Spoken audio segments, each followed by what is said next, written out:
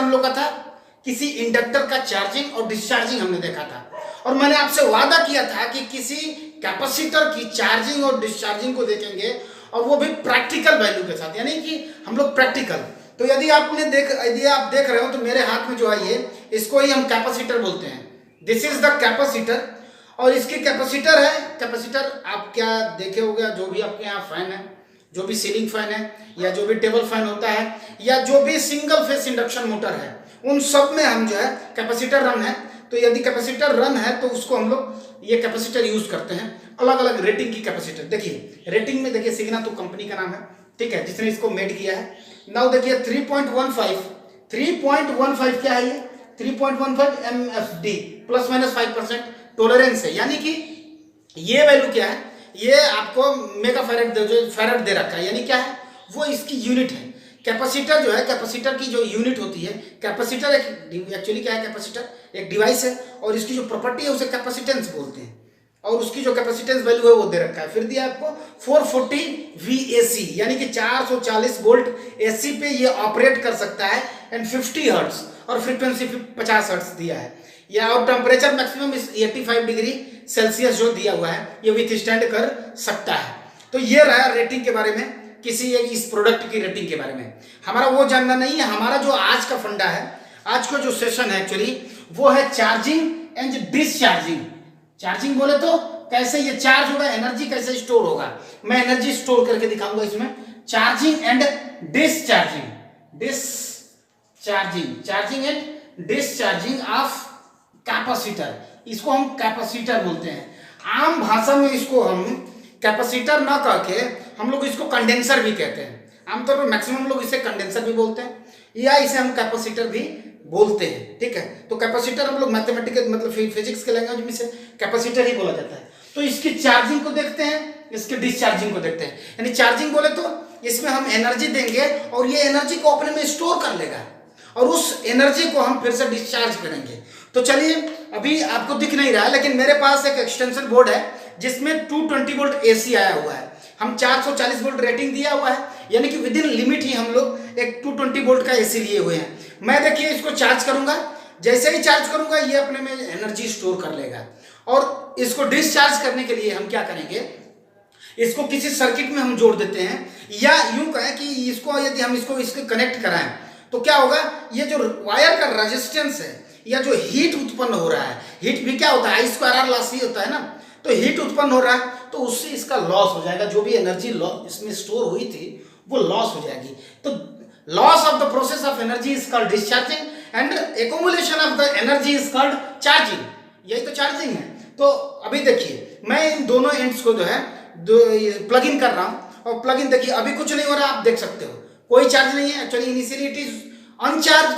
अब मैं इसको चार्ज करूंगा, जैसे ही मैं 220 वोल्ट AC का पावर सप्लाई किया, स्विच ऑन करते हुए इसे प्लग इन कर रहा हूं, तो प्लग इन कर रहा हूं, और कुछ समय तक देखिए प्लग इन स्टार्ट, और मैं इसको कुछ समय तक रखता हूं, ठीक है, 4-5 सेकंड रखा मैं हार्डली, ठीक है। अब देखिए मैं क्या करने वाला हूं, ये चार्ज हो चुका है, some energy has been stored in it, और ये ऐसे ही रहेगी जब तक कि हम इसको डिस्चार्ज ना करें। अभी मैं जब मैथमेटिकली प्रूफ करूंगा, आप देखेंगे कि ये चार्जिंग और डिस्चार्जिंग कौन सा पाथ फॉलो करता है। तो ये चार्ज हो चुका है, अब इसके डिस्चार्ज को देखते हैं। देखिए आप अगर देख रहे हो तो ये साउंड भी उत्पन्न करेगा, और एक स्पार्क भी जनरेट होगा। तो मैं चुप रहता हूं और दिखाता हूं आपको।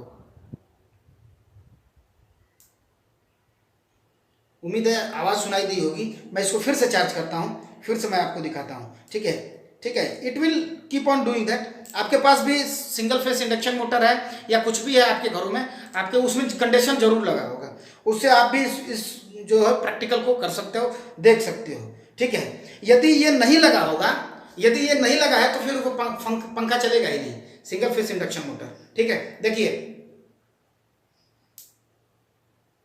ठीक है, फिर से डिस्चार्ज किया, एक चट सी आवाज हुई, यानी कि वो उसको बोलते हैं हम लोग, वो है स्पार्क जनरेट होता है, स्पार्क जनरेट होता है, ठीक है। स्पार्क क्या होता है, एक्चुअली हीट होता है, हीट के रूप में एनर्जी रिलीज होती है। I2R लॉस को हम लोग उसको I2R लॉस के नाम से हम लोग जानते हैं एक्चुअली उसको, ठीक है। कैपेसिटर चार्ज हुआ, डिस्चार्ज भी हो गया, हमारे ही हाथ में हो गया एक्चुअली, ठीक है।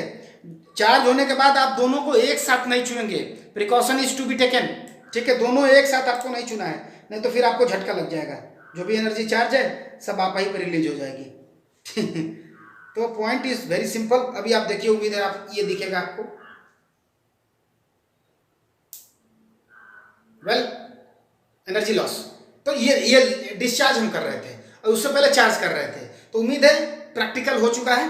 चार्जिंग एंड डिस्चार्जिंग आप है कैपेसिटर। मैं स्विच ऑफ कर देता हूं और कैपेसिटर को एक तरफ रख देता हूं। अब मैथमेटिकली देखेंगे कि चार्जिंग और डिस्चार्जिंग ऑफ ए कैपेसिटर का मतलब क्या है और कौन सा पार्ट फॉलो करता है। चलिए अभी चार्जिंग डिस्चार्जिंग हम मैथमेटिकली देखेंगे। पहले ग्राफ से समझते हैं चार्जिंग और डिस्चार्जिंग को, ठीक है। तो जैसे ही हम ग्राफ को ड्रॉ करेंगे आप देखेंगे, जैसे इंडक्टर में क्या हो रहा था आपको याद है। तो इंडक्टर में क्या हो रहा था, इंडक्टर में भी एनर्जी जो है करंट के रूप में स्टोर हो रही थी और उसका जो है हाफ एल आई स्क्वायर, मैं बताया था मैग्नेटिक फील्ड के रूप में एनर्जी स्टोर होती है हाफ एल आई स्क्वायर। तो कैपेसिटर में क्या होता है कि कैपेसिटर जो है कि जो चार्ज स्टोर होता है, एक्चुअली किसी भी कैपेसिटर में जो चार्ज स्टोर होता है वो इस बात के प्रोपोर्शनल होता है कि उसके क्रॉस हम पोटेंशियल डिफरेंस कितना दे रहे हैं। यानी कि यदि पैरेलल प्लेट कैपेसिटर की बात करें, कैपेसिटर पढ़ चुके हैं आप, मैं इलेक्ट्रोस्टैटिक्स में कैपेसिटर पढ़ाया था आपको, उसका चार्जिंग डिस्चार्जिंग अभी पॉइंट आ रहा है, ठीक है। तो इसलिए ये पॉजिटिव प्लेट है, ये नेगेटिव प्लेट है, ठीक है। इसको हम सपोज करिए, इसको हम लोग जोड़ रखे हैं, ठीक है, इस पॉजिटिव से नेगेटिव से। तो इस तरह से ये बिहेव कर रहा है। तो ये इंटरनल इलेक्ट्रिक फील्ड होता है। तो ये इसमें कितना चार्ज स्टोर हुआ इस बात पे डिपेंड करता है कि यहाँ किसने वोल्टेज की बैटरी नहीं, कितने वोल्ट की एसी से हम लोग इसको जोड़े हुए हैं, ठीक है। इस बात पे डिपेंड करता है। यानी Q is proportional to V, यानी Q जैसे प्रोपोर्शनलिटी का हम साइन हटाते हैं Q is equal to CV आ जाता है। यानी कि Q is equal to CV वाला जो टर्म है ये डिफाइन करता है कि हमारा जो चार्ज है C है, C को क्या बोलते हैं हम लोग, इसी को हम लोग कैपेसिटेंस बोलते हैं। कैपेसिटेंस क्या है, ये किसी भी कैपेसिटर की कैपेसिटी होती है जितना वो स्टोर कर सकता है। इसको हम लोग धारिता बोलते हैं हिंदी में, और कैपेसिटर को संधारित्र बोलते हैं। तो चलिए यहां से यदि आप C निकालना चाहें तो C इज इक्वल टू क्या हो जाएगा, Q बाई V। यानी कि जो कैपेसिटेंस होगा वो डिपेंड करेगा चार्ज पे और डिपेंड करेगा वोल्टेज पे। क्यों? बिल्कुल नहीं, इन दोनों पे, किसी पे कैपेसिटेंस की वैल्यू डिपेंड नहीं करती है, neither on charge not on the potential across which the capacitor has been added और कैपेसिटेंस हैज बीन कनेक्टेड। इन दोनों पे डिपेंड नहीं करता है, बड़ी आवश्यक बात है समझने की। तो किस पे डिपेंड करता है, तो C is equal to epsilon not या एप्सिलॉन A बाई D पे ये डिपेंड करता है कि ये जो प्लेट है, पैरेलल प्लेट है, इसकी एरिया कितनी है और इन दोनों के बीच की दूरी कितनी है। यदि एरिया A है तो उसके प्रोपोर्शनल है, यदि दूरी D है उसके इनवर्सली प्रोपोर्शनल है। यानी और एप्सिलॉन क्या है, परमिटिविटी ऑफ फ्री स्पेस, वो आपको पता है। और यदि इस मटेरियल पर डिपेंड करता है, इस मटेरियल में यदि कोई मटेरियल है और ER उसकी अगर रिलेटिव परमिटिविटी है तो C is equal to epsilon not R A by D हो जाएगा। This is the capacitance. यानी कि capacitance of any capacitor is independent of its charge and independent of the potential across which the capacitor has been connected। तो इन दोनों से वो मुक्त होता है। इस बात पर निर्भर करता है कि एरिया कितनी है और उन दोनों प्लेट के बीच की दूरी कितनी है। तो बिल्कुल ही ये पॉइंट एक्चुअली मैं डिस्कस कर चुका हूं इलेक्ट्रोस्टैटिक्स में, फिर भी एक रिकॉल के लिए, यदि ये वीडियो आपकी, वैसे मैं डिस्क्रिप्शन में लिंक दे दूंगा उस वीडियो की, ठीक है। तो C equal to epsilon A by D।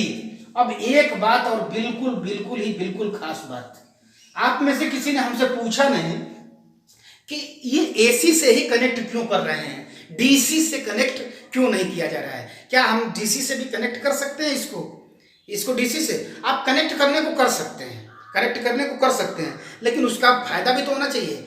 Actually capacitor करता क्या है कि कैपेसिटर जो है AC को पास नहीं होने देता है। कैपेसिटर ये है डज नॉट अलाउ, लिख लीजिएगा, capacitor does not allow DC current को ये अलाउ नहीं करता है। बहुत ही इंपॉर्टेंट, हमें लगता है इस पूरे चैप्टर का या पूरे आज के दिन का सबसे इंपॉर्टेंट पॉइंट यही है कि जो कैपेसिटर होता है वो DC को अलाउ नहीं करता है। यदि हम DC से जोड़ भी दें तो DC इधर नहीं जाएगा, ब्लॉक कर देगा, ओपन सर्किट हो जाएगा। कैसा हो जाएगा, ओपन सर्किट मतलब खुला हुआ, एक तरह से करंट ही नहीं जाएगा यदि हम डीसी से कनेक्ट करते हैं तो। यानी for DC the capacitor is not allowing it, capacitor does not allow, संधारित्र जो होता है सदिश धारा को जो है कि परमिट नहीं देता है, अनुमति नहीं देता है, ये बात समझने की है, ठीक है। ओपन सर्किट की तरह ये बिहेव करता है। अभी हम देखते हैं चार्जिंग और डिस्चार्जिंग का ग्राफ देखते हैं। एक्चुअली मैं उसको डेराइव भी कर सकता हूं, अगर समय परमिट करता है तो मैं उसको डेराइव भी करता हूं, ठीक है। अभी जो समझने का जो मुख्य बात है वो ये है कि जो अपना चार्जिंग हो रहा है, एकोमोडेट क्या हो रहा है, ये जो कैपेसिटर है इसमें चार्ज हो रहा है। ये चार्ज होने का मतलब क्या है, चार्ज इसमें स्टोर हो रहा है, इलेक्ट्रिक फील्ड के रूप में स्टोर हो रहा है। तो जब चार्ज स्टोर हो रहा है तो चार्ज शुरू में भर रहे होंगे, चार्ज भर रहा होगा ना इसमें, कहने का मतलब। तो चार्ज जब भर रहा होगा तो किस तरह से भर रहा होगा, एक ही बार भर जा रहा है कि धीरे धीरे भर रहा है, या मतलब कौन सा पाथ फॉलो कर रहा है उसको हम जानने वाले हैं। तो सपोज करिए Q नॉट है, Q not is the maximum amount of the charge which a capacitor can hold और स्टोर, मैक्सिमम है जो कि स्टोर कर सकता है, होल्ड कर सकता है, ठीक है। अब समझिए हम वाई एक्सिस पर चार्ज को डिनोट करते हैं और इस पे हम टी को डिनोट करते हैं, इस पे चार्ज है, ये टाइम एक्सिस है, ठीक है। यानी कि समय के साथ साथ जो चार्ज होता है वो कौन सा पाथ फॉलो करता है। यदि ये फॉलो करे तो हम कहेंगे स्ट्रेट लाइन है, यदि इसको फॉलो करे तो हम लोग बोलेंगे कि ये पैराबोला है। कौन सा पाथ फॉलो करता है, तो जी बिल्कुल समझने की बात ये है कि जो अपना कैपेसिटर होता है वो एक्चुअली एक्सपोनेंशियल ग्राफ को फॉलो करता है। जब हम डेराइव कराते हैं, इंडक्टर में डेराइव कराए थे तो आपको पता था इंडक्टर में स्टोर होने वाला जो करंट था, करंट जो है एक्सपोनेंशियल था। वहां क्या आया था, I = I not 1 - e - t/τ, जहां τ = L/R हुआ करता था, ये था। ठीक, बिल्कुल ठीक, यही इक्वेशन यहां भी आएगा, बस अंतर इस बात का था, वहां चार्ज था, वहां करंट था, यहां चार्ज है। यानी कि क्या लिखेंगे आप, Q = Q not in bracket 1 - e - t/τ। ये बिल्कुल ही जरूरी है, एक याद करिए दो पाइए, बिल्कुल एक का डेरिवेशन में दूसरा का भी डेरिवेशन हो जाता है। यानी Q = Q not, what is Q, charge, Q not what is maximum charge, 1 - e exponential 2.7, value पता है आपको, एक्सपोनेंशियल का वैल्यू है ये, -t/τ। लेकिन यहाँ जो टाउ है उसकी वैल्यू L/R होती है, लेकिन यहाँ जो टाउ है एक्चुअली वहां L और R आ रहा था, L और R आ रहा था सर्किट में। सर्किट यदि मैं बनाऊं इसकी तो यहाँ जो टाउ आता है एक्चुअली उसकी वैल्यू RC होती है, क्योंकि अब हमारा कैपेसिटर आ रहा है, कैपेसिटेंस आ रहा है, तो RC होती है टाउ की वैल्यू, वहां पे L/R आ रहा था। अंतर यही है, केवल इक्वेशन में दो ही अंतर आ रहा है, दोनों एक्सपोनेंशियल इक्वेशन को फॉलो करते हैं, दोनों का इक्वेशन भी सेम होता है, उसमें चार्ज नहीं, उसमें करंट होता है, इसमें चार्ज होता है। और जो टाइम पीरियड है टाउ है, जिसे हम लोग बोलते हैं टाइम कांस्टेंट, टाइम कांस्टेंट का फिजिकल सिग्निफिकेंस बताया था मैं। यदि टाइम कांस्टेंट ज्यादा है मतलब कि कैपेसिटर धीरे धीरे चार्ज होगा, यदि टाइम कांस्टेंट कम है कैपेसिटर तुरंत चार्ज हो जाएगा।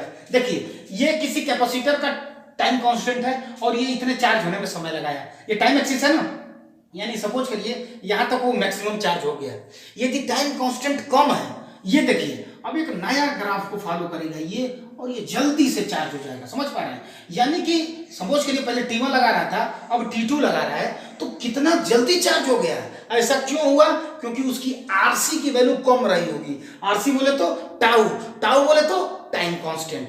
तो टाइम कांस्टेंट का फिजिकल सिग्निफिकेंस यही है, उसका भौतिक मूल्य यही है कि ये जो टाइम कांस्टेंट है ये बताता है कि चार्जिंग और डिस्चार्जिंग किस रेट से होगा।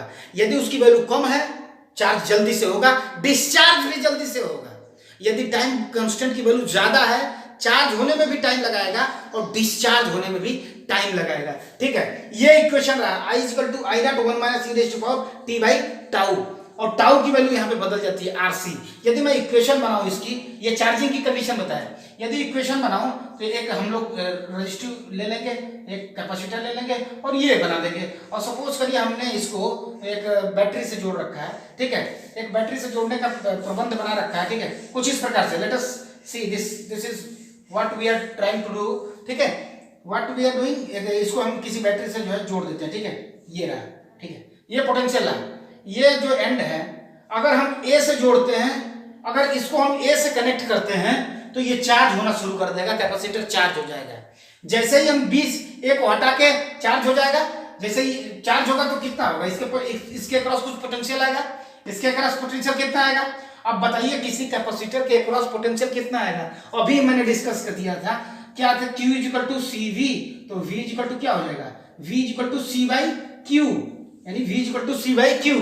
तो इसके अक्रॉस पोटेंशियल कितना आएगा, C बाई क्यू आएगा। इसके अक्रॉस पोटेंशियल कितना आएगा, R इंटू आई आएगा। और हमने सपोज करिए E जो है, E पोटेंशियल दिया हुआ है यहाँ पे, तो जो इक्वेशन बनेगा क्या बनेगा, ये पोटेंशियल इन दो भागों में टूट रहा है या बट रहा है। E इक्वल टू हो जाएगा C बाई क्यू प्लस के R इंटू आई, ये इक्वेशन हो गया, यानी E equal to C by Q plus के R इंटू आई। अब समझिए बात को, ये E ये टोटल था। अब यदि आप देखें, क्या देख सकते हो आप कि कुछ समय बाद जो चार्ज है, कैपेसिटर पूरा चार्ज हो जाएगा, और जैसे ही कैपेसिटर पूरा चार्ज हो जाएगा Q का मान Q नॉट के बराबर हो जाएगा।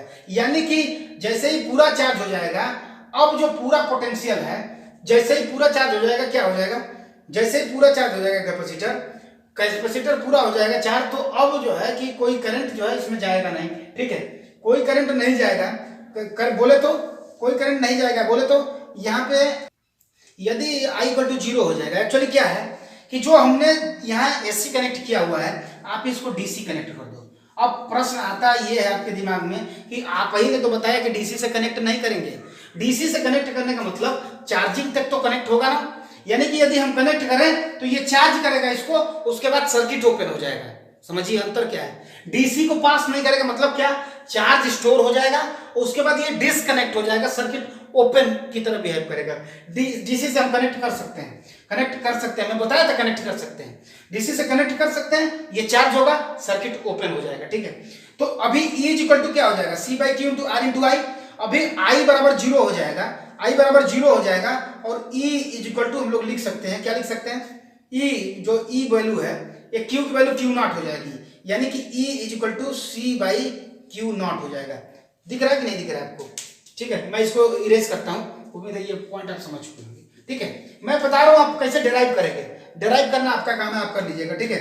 तो यानी E की जगह पे आपको लिखना है C by Q not, E की जगह पे आप लिख सकते हो ना C बाई क्यू नॉट। ये पॉइंट कहां से आया, क्योंकि I की वैल्यू 0 हो गई, चार्ज जब सिस्टम चार्ज हो गया तो चार्ज होने के बाद अब कोई करंट फ्लो नहीं करेगा, तो जैसे कोई करंट फ्लो नहीं करेगा तो Q की वैल्यू, इसका मतलब Q नॉट हो गया, तो E equal to C by Q not ये हो गया। तो E की value C by Q not रख दें लेफ्ट हैंड में, राइट हैंड में C बाई क्यू और प्लस के R इंटू आई मिलेगा। अब आप हमको बताइए, क्या हम I को, करंट को चार्ज पर यूनिट टाइम लिख सकते हैं या नहीं लिख सकते हैं, या I लिखना था एक्चुअली, लेकिन हम लिखेंगे DI बाई DT, यदि किसी को ऐतराज ना हो तो, ठीक है, मैं लिख सकता हूं। इसको इधर ट्रांसफर करिए तो C ले लेंगे तो 1 अपन क्यू नॉट माइनस के 1 अपन, यानी कि 1 अपन क्यू नॉट माइनस के C, अगर कांस्टेंट ले लेते हैं बाहर तो 1 अपन क्यू नॉट माइनस के 1 अपन क्यू, ठीक है, is equal to R into DI over DT, ठीक है, ये चीज है। अब एक काम करिए,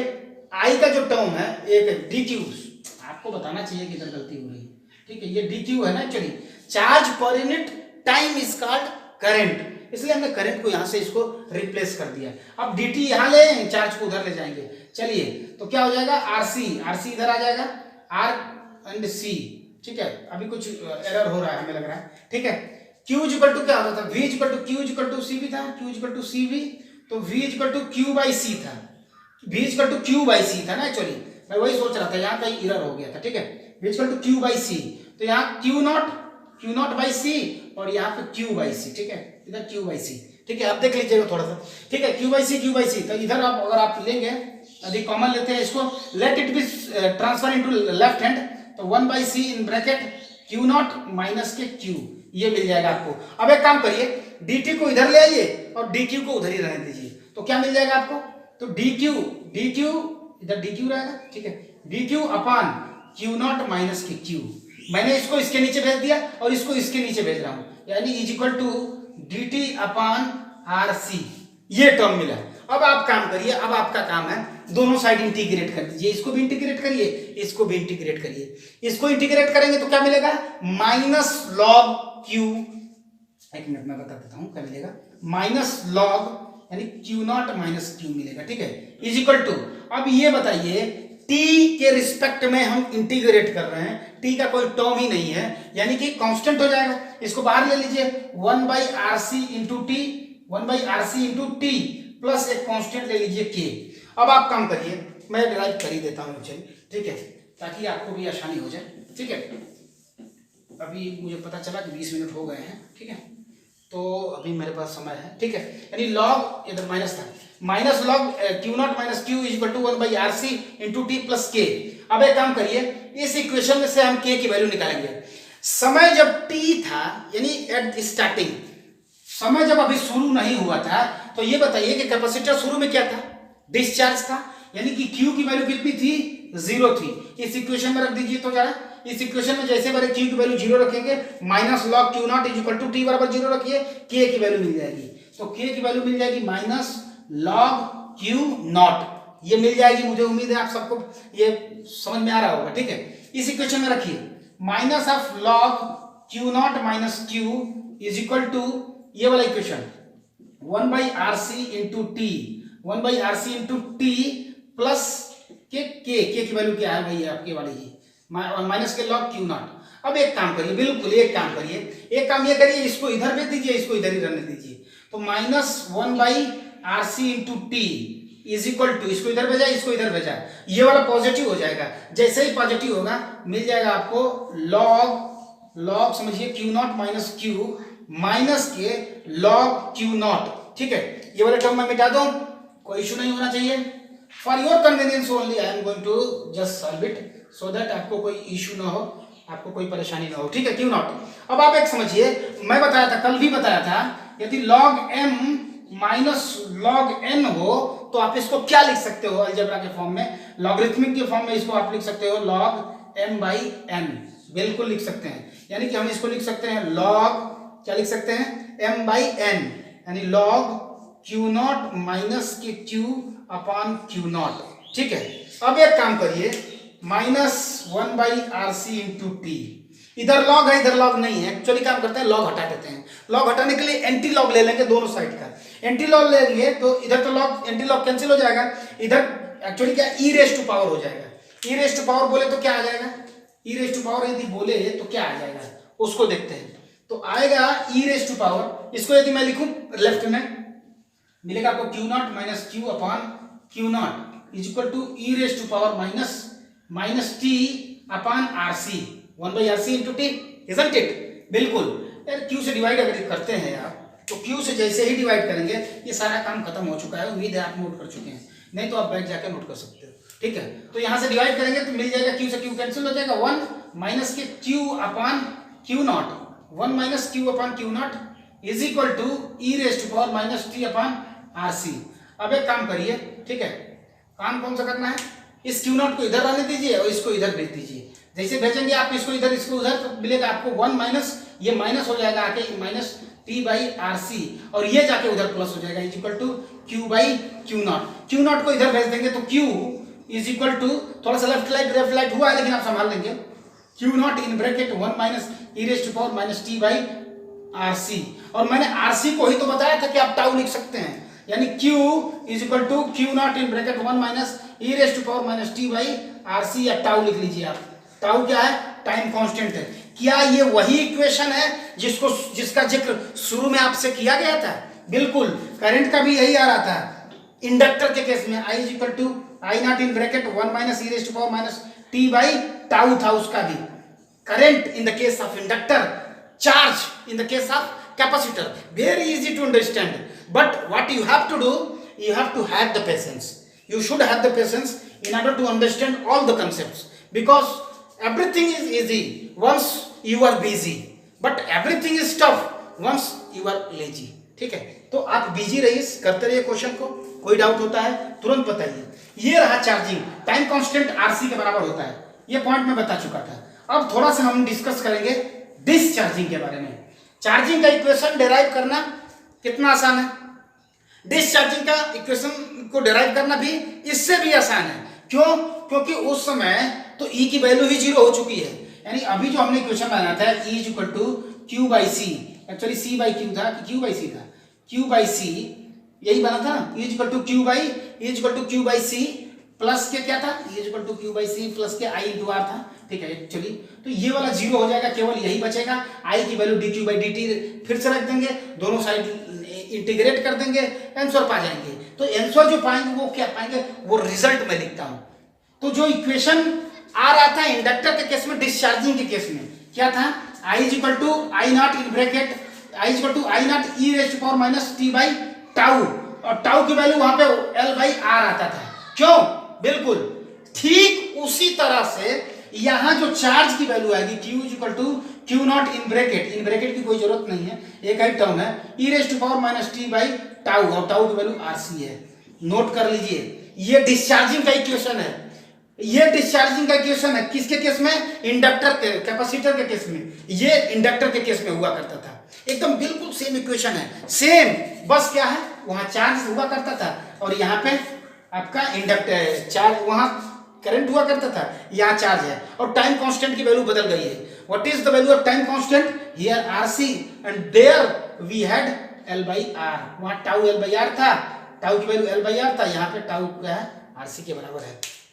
तो ये सारे पॉइंट्स उम्मीद है आपको बिल्कुल क्लियर होंगे, कोई डाउट नहीं होगा। चार्जिंग एंड डिस्चार्जिंग आप कैपेसिटर मैंने बता दिया। ये जो कैपेसिटर था अपने पास, आप देख सकते हो इसकी रेटिंग उम्मीद है आप इससे बिल्कुल देखिए क्या दे रहा है। पहले रेटिंग दिया कि कैपेसिटर की रेटिंग क्या है, पहले कैपेसिटर की रेटिंग दिया, ठीक है, और कैपेसिटर रेटिंग के बाद उसकी वोल्टेज रेटिंग दिया हुआ है, वोल्टेज रेटिंग दिया हुआ है, उसके बाद उसका टेम्परेचर मैक्सिमम दिया हुआ है। तो ये सारे पॉइंट्स हैं जो आप इसको संभाल सकते हो। इसका नंबर भी दिया है, ISO नंबर है ISO 9001, ठीक है, प्रमाणित है। ओके, तो उम्मीद है आप सहमत होंगे। चार्जिंग कैसे होता है मैंने बताया, चार्ज करके इसको दिखाया, डिस्चार्ज करके दिखाया, मैं एक बार चार्ज करके दिखा दूं।